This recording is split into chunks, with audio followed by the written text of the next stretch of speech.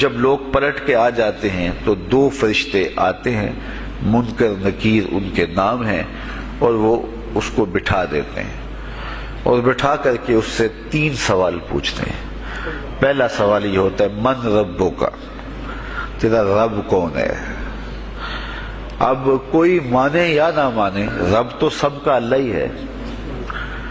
اگر کوئی انکار بھی کرے تو اس کے باوجود اس کا رب کون ہے؟ اس کا رب اللہ ہے۔ تو دنیا کے اوپر کوئی اقرار کرے یا انکار کرے، لیکن نفس الامر میں، حقیقت میں اس کا رب اللہ ہی ہے۔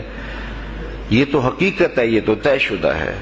لیکن جو عقیدہ دنیا پہ رہا ہوگا وہی عقیدہ اس کے لہجے میں آئے گا۔ اگر اس نے عملاً، رویتاً، قولاً، فعلاً اپنے اللہ کو اپنا رب مانا، رب کہتے ہیں کسی چیز کی تربیت اس کی استعداد ذاتیہ کے مطابق کرنے والا رب کہلاتا ہے۔ تو اللہ تعالیٰ جل شانہ ہم سب کا خالق بھی ہے، مالک بھی ہے، رازق بھی ہے، اور ہماری ضروریات کا وہ کفیل بھی ہے۔ وہ ہمارا رب ہے، اور صرف ہمارا رب ہی نہیں ہے، رب العالمین ہے، پورے جہانوں کا رب ہے، پوری کائنات کا رب ہے۔ خالق بھی سب کا وہی ہے اور رب بھی سب کا وہی ہے۔ جو اسے مانتا ہے اسے بھی رزق دیتا ہے، جو نہیں مانتا تو اس کے لیے بھی رزق کے دروازے بند نہیں کرتا۔ حضرت ابراہیم علیہ السلام کی عادت یہ تھی کہ جب تک کوئی مہمان نہیں آ جاتا تھا اتنی دیر تک کھانا نہیں کھاتے تھے۔ بھوک لگتی تو کوئی مہمان ڈھونڈتے تاکہ اس کے ساتھ بیٹھ کے کھانا کھاؤ۔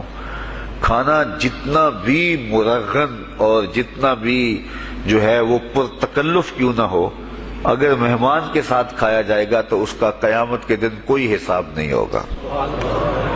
تو مہمان کے ساتھ وہ کھانا کھایا کرتے تھے۔ مہمان اللہ کی رحمت ہوتا ہے۔ اچھا، وہ ایک دن مہمان ڈھونڈنے نکلے تو ایک بوڑھا شخص ملا تو اسے اپنے ساتھ گھر میں لے آئے، بٹھایا دسترخوان پہ۔ جب کھانے کا وقت آیا تو کہا کہ اللہ کے نام سے شروع کرو۔ اس نے کہا میں تو اللہ کا نام نہیں لوں گا، میں تو بتوں کا پجاری ہوں، بتوں کو پوجنے والا ہوں۔ حضرت ابراہیم علیہ السلام نے کہا کہ تیرے ساتھ میرا تعلق کوئی کاروباری، کوئی ذاتی، کوئی اور تو ہے نہیں، میں رب کے لیے ہی تو تجھے کھلا رہا ہوں، اور اگر تو رب کا نام ہی نہیں لے گا تو پھر میرا تیرا رشتہ کیا باقی بچتا ہے؟ اس نے کہا میں چند لقموں کے لیے اپنے بتوں سے بے وفائی نہیں کر سکتا۔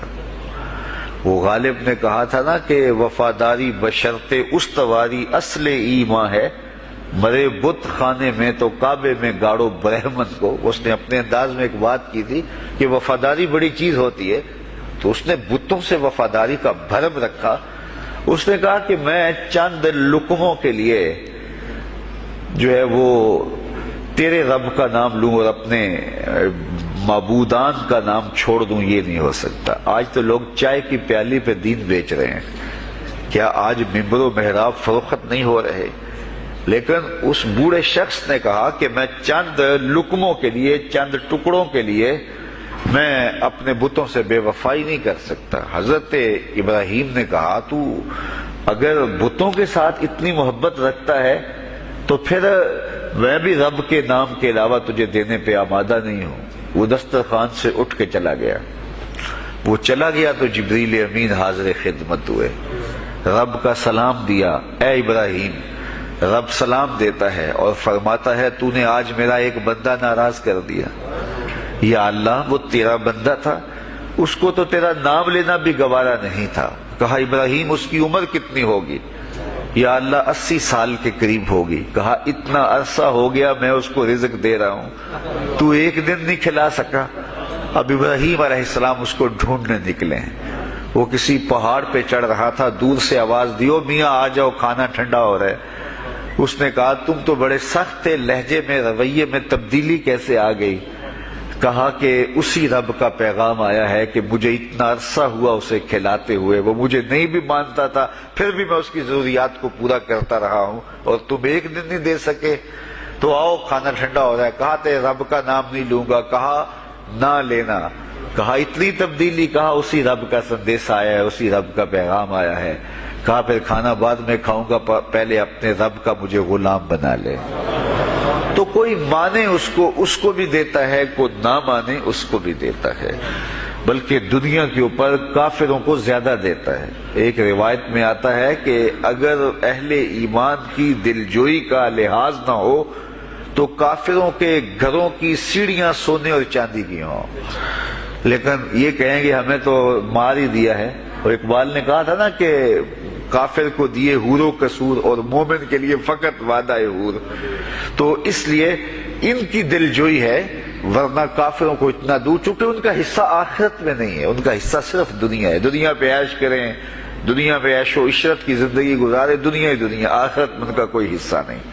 اور مومن کا آخرت میں حصہ ہے، اور دنیا کے اوپر جو تکلیفیں آتی ہیں ان تکلیفوں کا بدلہ اس کو قیامت کے دن دیا جائے گا۔ بلکہ صحیح حدیث میں آتا ہے کہ جب اہل بلا کو ان پر آنے والی مصیبتوں کا صلہ دیا جائے گا تو لوگ آرزو کریں گے کاش ہمارے بدن کو لوہے کی کینچیوں سے کاٹ دیا ہوتا، اور دنیا کے اوپر ہمیں بھی تکلیفیں، اذیتیں، آلام و مصائب آئے ہوتے۔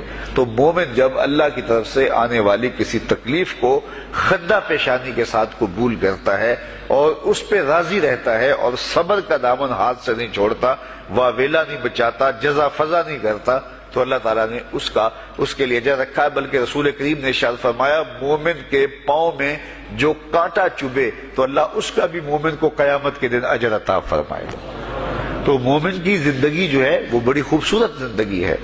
تو دنیا کے اوپر جو اسے مانتا ہے اللہ اسے بھی عطا کرتا ہے، جو اس کا انکار کرتا ہے اللہ اسے بھی عطا کرتا ہے، اس لیے کہ اس کی شان ہے کہ وہ رب ہے اور وہ سب کا لحاظ کرتا ہے اور سب کی ضروریات کو پورا کرتا ہے۔ پھر ہر شخص کی ضروریات الگ الگ ہیں، میری ضرورت الگ ہے، آپ کی کوئی اور ضرورت ہوگی، اور سب کی ضرورت کا اس نے لحاظ رکھا ہوا ہے۔ پھر بہائم کی، چوپایوں کی، حشرات الارض کی، پرندوں کی مختلف ضروریات ہیں۔ اڑنے والوں پرندوں کی ضروریات الگ ہے، پانی کے جانوروں کی ضروریات الگ ہے، اس طرح حشرات الارض کی ضروریات الگ ہیں اور درندوں کی ضروریات الگ ہیں۔ یہاں تو ہم ایک آدھ کلو گوشت ہو تو گھر کے سارے افراد اس سے گزارا کر لیتے ہیں، لیکن شیر کو اور چیتے کو جو ہے وہ منوں کے حساب سے روزانہ چاہیے، رب ان کو روزانہ فراہم کرتا ہے۔ یہ پنساری کے پاس جائیں، اگر آپ کو ڈاکٹر یا حکیم لکھ دے کہ یہ آپ کو خالص سچے موتی چاہیے، اس کی کوئی چیز آپ کو بنا کے دیں گے تو آپ ہزاروں لاکھوں روپے خرچ کرتے ہیں، پھر بھی بعض کا اعتماد نہیں ہوتا کہ یہ بالکل 1 نمبر ہے یا 2 نمبر۔ تو رتی ماشی اور تولوں کے اندر آپ ان کو خریدتے ہیں، اور وہ بھی آپ کو گمان ہوتا ہے کہ پتہ نہیں خالص ہیں یا ناخالص، لیکن دنیا کے اوپر لاکھوں کروڑوں پرندے پائے جاتے ہیں، جانور پائے جاتے ہیں، ہنس، اور وہ کھاتا ہی سچے موتی ہے۔ صبح کو بھی، شام کو بھی، دوپہر کو بھی اللہ سب کو پیٹ بھر کے کھانے کے لیے عطا فرماتا ہے۔ تو جس کی جو ضرورت ہے وہ رب ہے، اس ضرورت کو پورا کرتا ہے۔ تو ہم اگر اللہ تعالیٰ کو رب مان لیں حقیقی معنوں کے اندر تو ہماری زندگی کی پریشانیاں، ہماری زندگی کے دکھ مٹ جاتے ہیں۔ مصیبتیں اس وقت آتی ہیں اور اس وقت پریشانی لگی رہتی ہے، دھڑکا لگا رہتا ہے کہ جب انسان جو ہے وہ سمجھتا ہے کہ میں ہی جو ہے وہ کچھ کرنے والا ہوں۔ وَمَا مِن دَابَّةٍ فِي الْأَرْضِ إِلَّا عَلَى اللَّهِ رِزْقُهَا، زمین پر چلنے والی، رینگنے والی کوئی چیز نہیں جس کا رزق اللہ کے ذمہ کرم پہ نہ ہو۔ تو جب انسان اس عقیدے کو اپنی روح میں، اپنے باطن میں اتار لیتا ہے تو پھر اس کی زندگی سوکھی ہو جاتی ہے کہ وہ میرا خالق بھی ہے اور وہ میرا رب بھی ہے، اور یہ یقین انسان کی زندگی کے اندر اعتماد، روشنیاں اور توکل بھر دیتا ہے۔ بلکہ ایک حدیث میں آیا کہ جس طرح توکل کرنے کا حق ہے اگر وہ تم ادا کرو تو اللہ تمہیں ایسے رزق عطا فرمائے جس طرح پرندوں کو عطا فرماتا ہے۔ وہ جب صبح نکلتے ہیں تو ان کے پیٹ خالی ہوتے ہیں اور انہیں پتہ نہیں ہوتا کہ کہاں سے رزق مل رہا ہے، اور جب وہ شام کو آتے ہیں تو ان کا پیٹ بھرا ہوا ہوتا ہے۔ بند توکل، پنچھی اڑ دے، خرچ نہ پلے زیرا ہو، سلطان باہو فرماتے ہیں کہ انہیں کوئی نہیں پتا ہوتا کہ فلاں جگہ پہ جانا ہے، لیکن کبھی ایسا نہیں ہوا کہ وہ بھوک سے مر گئے ہوں اور انہیں کچھ ملا نہ ہو، تو وہ خالی پیٹ کبھی نہیں آتے، وہ اللہ تعالیٰ ان کو رزق نصیب فرماتا ہے، وہ سب کا رب ہے۔ تو اگر ہم اپنے رویے سے، اپنے عمل سے، اپنے عقیدے سے واقعی اللہ کو رب مانتے ہیں، تو پھر قبر میں جب سوال ہوگا من ربوں کا، تیرا رب کون ہے، تو پھر کبھی بھی جواب دیتے جھجک محسوس نہیں ہوگی۔ بندہ عرض کرے گا رب اللہ، میرا رب اللہ ہے اور میں اسی کو اپنا رب مانتا ہوں، میری ضروریات کی کفالت بھی اسی کے ذمہ کرم پہ، اور میرا تیقن، میرا یقین کہ وہ میرا رب ہے۔ یہ پہلا سوال ہوگا۔ دوسرا سوال قبر میں ہوگا، اور وہ یہ ہوگا کہ ما دینوں کا، تیرا دین کون سا ہے؟ مختلف ادیان دنیا کے اوپر موجود ہیں، لیکن اسلام کے بعد اب کسی اور دین کو قبول نہیں کیا جائے گا۔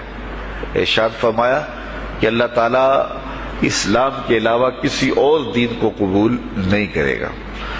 تو یہ اگر میں اپنے عمل سے، اپنے رویے سے، اپنے طرز زندگی سے، اپنے انداز معاشرت سے اسلام کو اپنے اوپر غالب کر لیا، تو پھر قبر میں جواب دیتے ہوئے کوئی جھجک محسوس نہیں ہوگی۔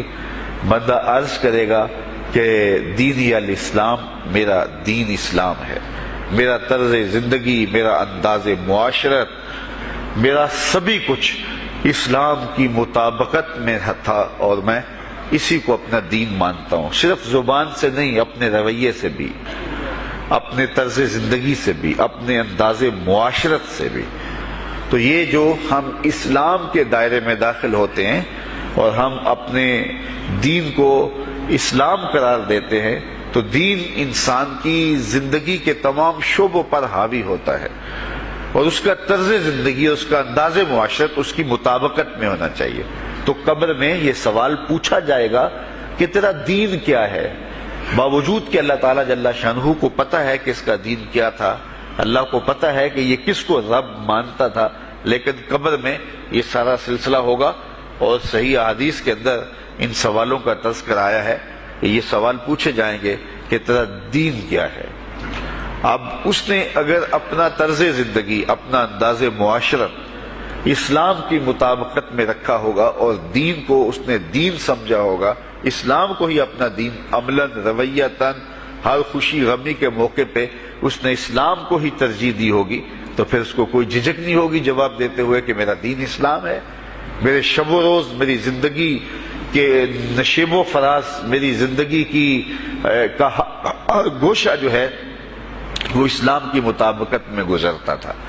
تو پھر وہ سیدھا سیدھا جواب دے گا دینی الاسلام۔ اس لیے ہمیں اس سوال کی تیاری بھی کرنی چاہیے کہ ہماری نجی زندگی ہو یا ہماری اجتماعی زندگی ہو، ہماری گھریلو زندگی ہو یا ہماری معاشرتی زندگی ہو، ہماری ذاتی زندگی ہو یا ہماری سیاسی زندگی ہو، ہماری جس طرح کی بھی زندگی کے جو بھی شعبہ جات ہیں، سب میں ہم دین کو غالب کریں۔ ہم صرف مسلح کے مسلمان نہ بنیں کہ 5 نمازیں پڑھ لیں اور ہم کہتے ہیں مسلمان ہیں، روزے رکھ لیے، تراویح پڑھ لی، اور ہم نے جو ہے وہ زکوٰۃ دے دی اور حج کر لیا، تو اس سے ہم مطمئن ہو گئے کہ ہم مسلمان ہیں۔ اسلام ایک مکمل اور اکمل اور کامل ضابطہ حیات ہے، اپنے ماننے والوں کو زندگی گزارنے کا پورا اسلوب اور مکمل کامل رہنمائی دیتا ہے۔ ہم نے ہمسایوں کے ساتھ سلوک کیسے کرنا ہے، یہ ہمیں اسلام بتاتا ہے۔ ہم نے بیوی کے ساتھ سلوک کیا کرنا ہے، یہ ہمیں اسلام بتاتا ہے۔ اولاد کی تربیت کیسے کرنی ہے، اسلام کی واضح تعلیمات ہے۔ ہم نے سفر کرنا ہے تو انداز سفر کیا ہونا چاہیے، اسلام نے ہمیں بتایا۔ کاروبار کرنا ہے تو ہم جو ہے وہ کیا کاروبار کو مارکیٹ سے سیکھیں گے یا اللہ اس کے رسول سے سیکھیں گے، تو ہمیں اللہ اس کے رسول نے واضح 2 ٹوک اور سیدھے سیدھے احکام دیے ہیں کہ تم جب کاروبار کرو تو تم جو ہے وہ اس انداز کے ساتھ کاروبار کرو، کم نہیں تولنا، کم نہیں ناپنا، جھوٹی قسم نہیں کھانی، سود نہیں لینا۔ تو یہ ساری چیزیں، ملاوٹ نہیں کرنا، ایک ایک چیز جو ہے وہ اسلام نے ہمیں فراہم کی ہوئی ہے۔ تو پورا دین جو ہے جب ہم اختیار کریں گے، ہمارے رویے، ہمارا طرز زندگی، ہمارا انداز معاشرت، جب دین اسلام کے مطابق ہوگا تو قبر میں اس سوال کا جواب دینا ہمارے لیے کوئی مشکل نہیں ہوگا۔ اور اگر ہمارا طرز زندگی کچھ اور طرح کا ہوگا تو کیا صرف یہ کہہ دے کہ ہم مسلمان ہیں؟ یہ تو پھر ایک کافر بھی کہہ سکتا ہے کہ میرا دین اسلام ہے، ایک منافق بھی کہہ سکتا ہے کہ میرا دین اسلام ہے، لیکن ایسا نہیں ہوگا۔ جو ہماری کیفیت قلب ہوگی قبر میں اس کا جواب اس کی مطابقت میں آئے گا۔ وہاں یہ دنیا کے معاملے یا دنیا کی یادداشتیں نہیں ہوگی، وہاں کیفیت قلب کے مطابق جواب دیا جائے گا۔ یہ کافر جواب نہیں دے سکے گا کہ میرا رب اللہ ہے، کیونکہ وہ عمل سے رویے سے اس کو اپنا رب نہیں مانتا ہے، تو حقیقتاً تو اس کا رب اللہ ہے، لیکن وہ یہ جواب نہیں دے پائے گا۔ اسی طرح جو شخص اپنے طرز زندگی کے اندر اسلام کو داخل نہیں کر چکا ہے اور اسلام کو اس نے اپنا ہادی رہنما نہیں بنایا ہے، تو وہ قبر میں اس سوال کا جواب کیسے دے سکے گا کہ میرا دین اسلام ہے، چونکہ اس کا رویہ، اس کا طرز زندگی اور اس کا انداز معاشرت ایسا نہیں رہا ہوگا۔ اس لیے ہمیں اپنی زندگی کے شب و روز کو اسلامی تعلیمات کے سانچے میں مکمل اور کامل طور پہ ڈھالنا ہوگا، تاکہ جب قبر میں سوال ہو تو ہم جواب دے سکیں کہ ہمارا دین اسلام ہے۔ تیسرا سوال جس پہ فیصلہ ہو جائے گا، اور اس کے بعد قبر میں یا جنت کا دروازہ کھول دیا جائے گا یا جہنم کی کھڑکی کھول دی جائے گی، وہ سوال تیسرا کیا ہوگا؟ اور وہ سوال بھی عقیدے کا ہے، بلکہ بخاری شریف کی ایک روایت کے مطابق 3 سوال نہیں ہوں گے، ایک ہی سوال ہوگا، اور وہ یہ تیسرا سوال ہوگا۔ فرشتے پھر پوچھیں گے حضور علیہ الصلوۃ والسلام کے روضہ دور سے اور قبر کے درمیان سے پردے ہٹا دیے جائیں گے، اور رسول کریم صلی اللہ علیہ وسلم سامنے ہوں گے، اور فرشتہ حضور کی طرف اشارہ کر کے کہے گا ما کنت تقول فی ھذا الرجل، ان کے بارے میں زندگی میں کیا کہا کرتا تھا۔ یہاں یہ نہیں ہے کہ تو نے کیا کہا تھا یا اب کیا کہتا ہے۔ جب مضارع کے اوپر کانا یا جو ہے وہ کانا کے مشتقات داخل ہوں تو پھر وہ ماضی استمراری کا جو ہے وہ معنی دیتا ہے۔ تو ما کنت تقول کا معنی یہ ہے کہ تو کیا کہا کرتا تھا، تیرا لہجہ کیا تھا، تیری زبان کیا تھی، ان کے بارے میں تیری رائے کیا تھی، تو کیا بولا کرتا تھا، کیا کہا کرتا تھا۔ تو یہ حضور علیہ الصلوۃ والسلام سامنے ہوں گے اور یہ سوال پوچھا جائے گا۔ اب ابو جہل سے پوچھا جائے گا ما کنت تقول فی ھذا الرجل، تو وہ کہے گا ہے ہاتھ لا ادری، ہائے افسوس میں نہیں جانتا یہ ہیں کون۔ ابو لہب سے پوچھا جائے گا، وہ کہے گا ہے ہاتھ لا ادری، ہائے افسوس میں نہیں جانتا یہ کون ہے۔ اچھا جانتا نہیں تو پتھر کس کو مارتا تھا، جانتا نہیں تو گڑے کس کی راہوں میں کھدواتا تھا، جانتا نہیں تو اوجریاں کس کے اوپر ڈلوایا کرتا تھا۔ آنکھیں پھاڑ پھاڑ کے تو ساری زندگی دیکھتا رہا، لیکن آج ابو جہل قبر میں اترا، حضور کی صورت نورانی سامنے ہے، اور پوچھا گیا کہ یہ کون ہے، یہ نورانی چہرے والے کون ہیں؟ تو ابو جہل کہتا ہائے افسوس میں نہیں جانتا یہ کون ہے۔ اچھا جانتا نہیں تو پھر پتھر کس کو مارتا تھا؟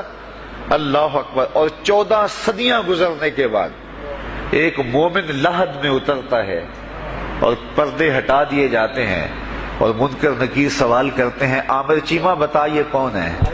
وہ کہتا ہے پیچھے ہٹو، پہلے پائے ناز کو بوسہ تو کر لینے دو، میں تو مر کے پہنچا ہوں یہاں اس دل ربا کے واسطے، یہ تو میرے بخت جاگے کہ وہ میری قبر میں آئے۔ وہ کسی شاعر نے کہا نا کہ آئے وہ میرے مزار پہ گھونگھٹ اتار کے، آئے وہ میرے مزار پہ گھونگھٹ اتار کے، مجھ سے تو نصیب بچے ہوئے میرے مزار کے، یہ تو بخت سنور گئے کہ وہ میری قبر میں آئے۔ شیخ عبدالحق محدث دہلوی علیہ رحمہ لکھتے ہیں کہ جب سے یہ سنا ہے کہ قبر میں حضور آئیں گے، پتہ نہیں موت کہاں مر گئی ہے، جی چاہتا ہے زندہ ہی قبر میں چلے جائیں۔ تو وہ کہے گا پہلے مجھے پائے ناز کو بوسہ تو کر لینے دو، میں تو زندگی کے بھر میں انتظار ان کا کرتا رہا، اور ان کے بارے میں پوچھ رہے ہو یہ کون ہے؟ ساری زندگی پیر مہر علی شاہ نقشہ بتاتے رہے، مکھ چند بدر شاہ شانی ہے، متھے چمک دی لاٹ نورانی ہے، کالی زلف تے اکھ مستانی ہے، مخمور رکھی ہیں مد بھریاں۔ تو وہ فوراً جواب دیتا ہے یہ تو وہی میرے آقا و مولا ہیں جن کے لیے ساری زندگی تڑپتا رہا اور ان کی زیارت کی آرزوئیں اور تمنائیں کرتا رہا۔ اچھا ابو جہل ساری زندگی دیکھتا رہا تو وہ تو جواب نہیں دے پائے گا، وہ کہتا ہائے افسوس میں نہیں پہچانتا یہ کون ہے، ہاتھ لا ادری، مجھے نہیں پتا۔ اور 14 صدیاں گزرنے کے بعد ایک مومن لحد میں اترتا ہے تو وہ فوراً کہتا ہے یہ تو وہی ہیں جن کے لیے زندگی گزار آیا ہوں۔ تو جس نے دیکھا تھا وہ پہچان نہیں سکتا، اور صدیوں بعد جو دنیا کے اوپر آیا وہ فوراً پہچان بھی رہا ہے اور پائے ناز کو بوسے بھی کر رہا ہے، تو پھر اس کا کیا جواب ہوگا؟ تو اس کا جواب علامہ اقبال علیہ رحمہ نے دیا۔ وہ کہتے ہیں قبر میں یہ جو آنکھیں ہیں ان میں تو مٹی پڑی ہوگی، یہ تو بند ہوگی، دل کی آنکھیں کھلی ہوں گی۔ ابو جہل نے ان آنکھوں سے دیکھا تھا، یہ آنکھیں تو اب کھلی نہیں ہیں، تو ان سے وہ کیسے پہچانے گا؟ اور دل کی آنکھوں نے حضور کو دیکھا ہی نہیں تھا۔ اور یہ صدیوں گزرنے کے بعد جو مومن لحد میں اترتا ہے اس کی گو ان آنکھوں نے نہیں دیکھا تھا، لیکن در دل مسلم مقام مصطفیٰ است، مومن کے دل کے ڈیرے کے اندر مومن کے دل میں حضور ہی بستے ہیں، اس لیے اس کی آنکھوں نے، دل کی آنکھوں نے حضور کو دیکھا اور پہچان لیا، اس لیے کہ دل کی آنکھوں نے حضور پہلے بھی دیکھے ہوئے تھے اور دل آرزو میں مچلتا رہا، اس لیے دل کو پہچاننے میں دیر نہیں لگی۔ تو وہاں یہ آنکھ نہیں پہچانے گی، یہ آنکھ پہچانے گی، اس لیے اقبال نے دوسرے مقام پہ کہا دل بینا بھی کر طلب خدا سے کہ آنکھ کا نور دل کا نور نہیں۔ آنکھ کا نور اور ہے، دل کا نور اور ہے۔